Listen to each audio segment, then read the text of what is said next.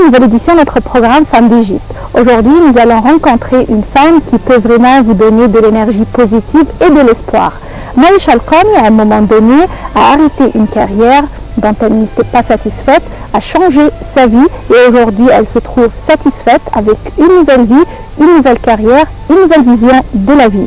Nous allons découvrir ce monde de Maïcha Al-Qami à travers notre édition de Femmes d'Égypte d'aujourd'hui.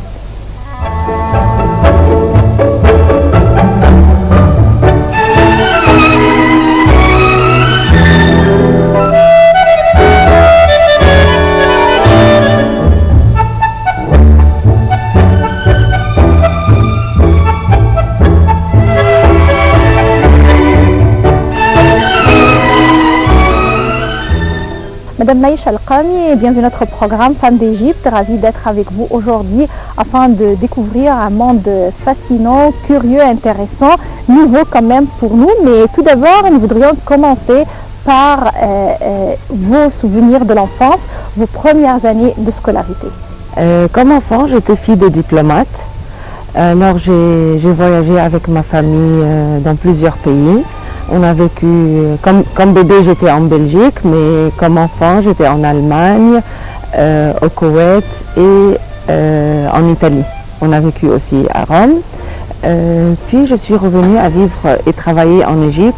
Et c'est là que j'ai trouvé un peu les difficultés de s'adapter des différentes cultures où j'ai habité et où j'ai étudié et où j'ai appris pour s'adapter à vivre en Égypte avec une culture complètement différente, bien sûr.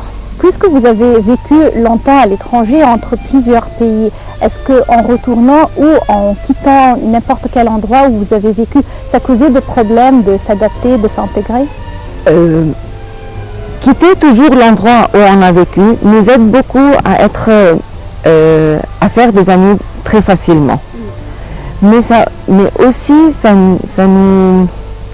fait comme un blocage d'avoir des amis qui nous comprennent vraiment. Parce qu'on est différents.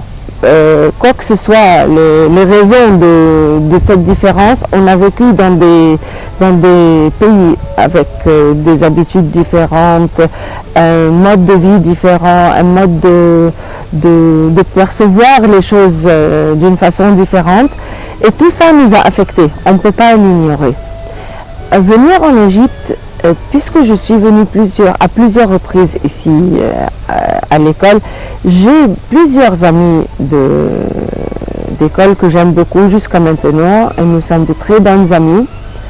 Bien sûr, chacune de nous a sa vie, a ses enfants, son travail. C'est-à-dire qu'on n'est pas les amis intimes de chaque jour, mais quand on se retrouve, c'est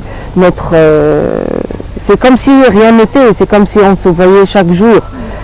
Mais aussi, mes amis d'enfance en Allemagne, par exemple, me manquent. Mes amis d'enfance en Italie me manquent. Mes amis d'université me manquent. Je voudrais bien être avec ces gens. Et cela m'affecte, bien sûr. Il nous affecte tous. Peut-être on n'est pas très conscient de ça, mais ça nous affecte. Mais ça a beaucoup aidé à être flexible socialement, à pouvoir connaître des gens très facilement, à être ouverte à des nouvelles expériences beaucoup plus facilement que quelqu'un qui a toujours habité dans un seul pays, et je ne dirais pas seulement l'Égypte. Après avoir terminé l'école, qu'est-ce que vous avez choisi comme domaine d'études universitaires? Quand on a été en Italie, mes parents et moi, on a décidé que je vais étudier économie et commerce. Et je suis allée à l'université américaine après une étude française au lycée français. J'ai changé en études anglaises et cela aussi était un peu difficile au début, mais comme une personne flexible est une personne flexible, on est forcé à apprendre et à accepter les changements de notre vie. Non, je n'ai pas trouvé ça trop difficile. Ça a pris peut-être 1 an et voilà. Vous avez terminé les études en Italie? En Italie, oui.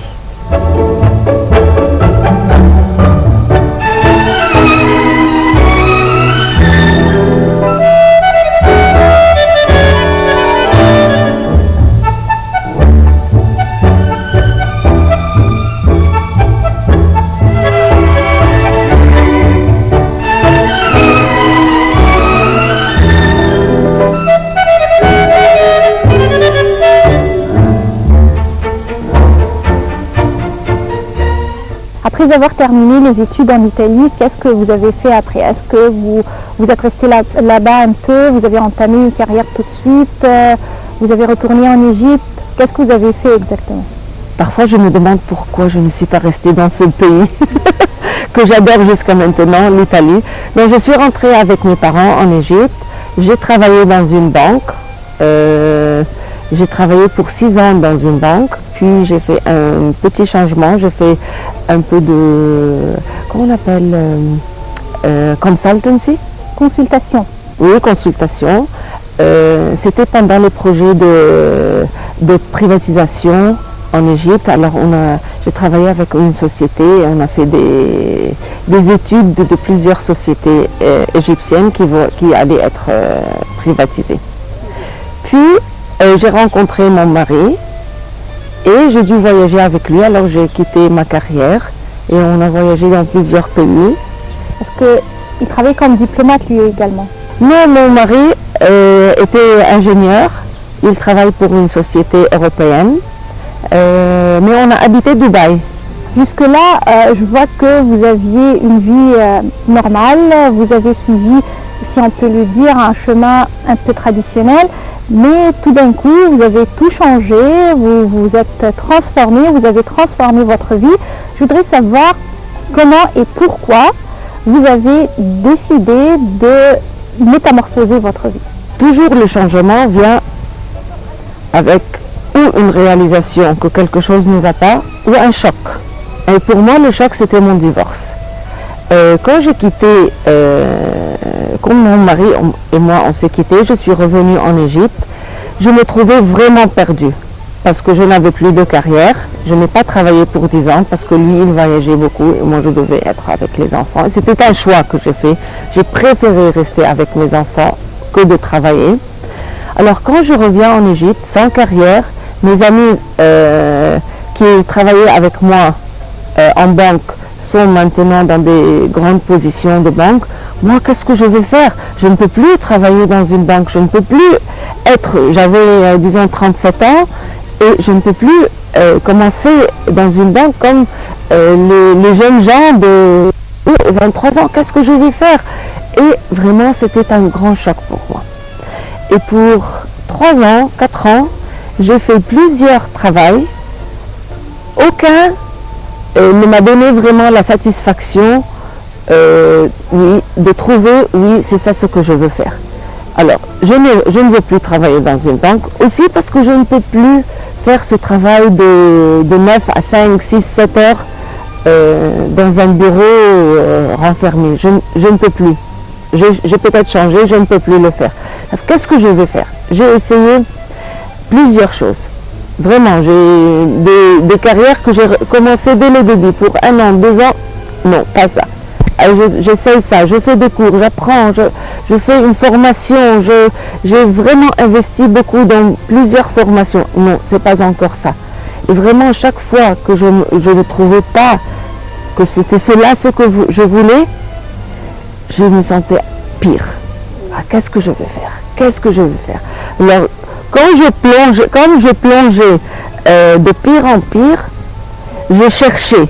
Et puisqu'on cherche, on trouve. Si on cherche quelque chose, on va la trouver. Des choses venaient envers moi que parfois je choisissais de les prendre et parfois je les laissais passer. J'ai fait un petit voyage avec...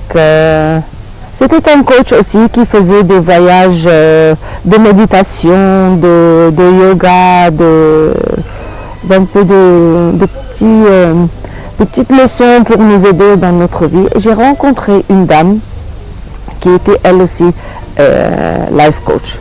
Et on est devenus amis. Et je parlais avec elle. Elle m'a dit oui, je peux t'aider. Tu peux venir me voir et je peux t'aider à trouver ce que tu veux. Je lui dis vraiment, je veux faire ça, je veux aider les gens, je veux changer ma vie. Et soudain, elle a décidé, elle m'a posé une question. C'est-à-dire, tu veux exactement savoir ce que tu veux faire? J'ai dit oui, exactement, je veux savoir ce que je veux faire. Je suis à la recherche, je suis fatiguée, je ne peux plus. J'ai cherché, j'ai ouvert plusieurs portes. Qu'est-ce que je vais faire? Je ne sais plus, voilà, 4-5 ans, je suis perdue. Et ça m'embête, ça me gêne, ça me déprime. Elle m'a dit d'accord. Elle m'a donné comme un petit tête-à-tête de coaching. Et j'en suis sortie avec la solution. Et c'était comme un plan. C'est tellement facile. Oui, c'est tellement facile. Si on trouve la personne juste pour nous aider, oui, c'est tellement facile. Et c'est pour ça que je suis devenue life coach. Parce que c'est ça ce que je cherchais. Comme je voulais m'aider moi-même et aussi aider les gens, c'était ça l'équation qui me rendait heureuse. Dans 2 semaines, j'ai trouvé la formation dont j'avais besoin. Et ce n'était pas la formation dont elle m'avait parlé. C'était quelque chose d'autre, mais qui m'a ramené juste directement à m'aider moi-même, à résoudre mes problèmes et à trouver la carrière que je voulais entamer.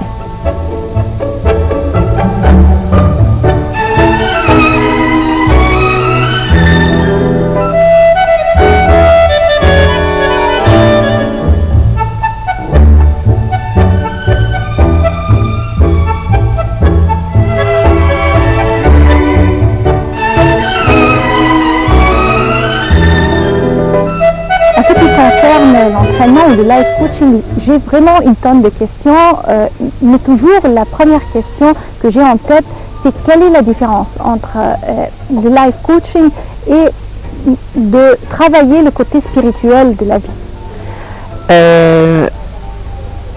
Le coaching peut nous aider à approcher du côté spirituel, mais pas nécessairement.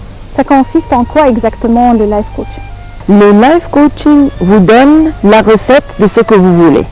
C'est-à-dire, je ne peux pas vous dire qu'il y a une recette pour tout le monde. Mais quand vous venez voir un coach, vous avez des problèmes, vous avez des choses qui vous gênent dans votre vie, vous avez un blocage. Alors, qu'est-ce que vous voulez? Si vous venez me dire, je ne sais pas, je ne peux pas vous aider. Mais vous pouvez me dire, par exemple, j'ai des problèmes dans mon mariage, j'ai des problèmes avec mes enfants, j'ai des problèmes de carrière, j'ai travaillé et je ne sais pas ce que je veux. C'est là qu'on peut commencer.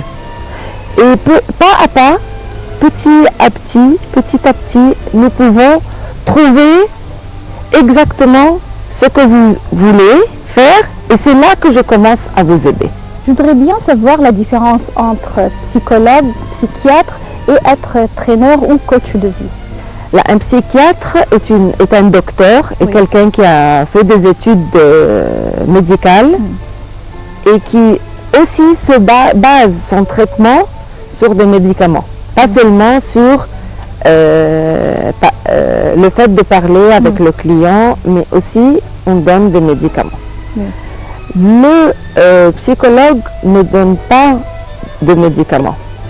Il a aussi beaucoup d'outils pour travailler, mais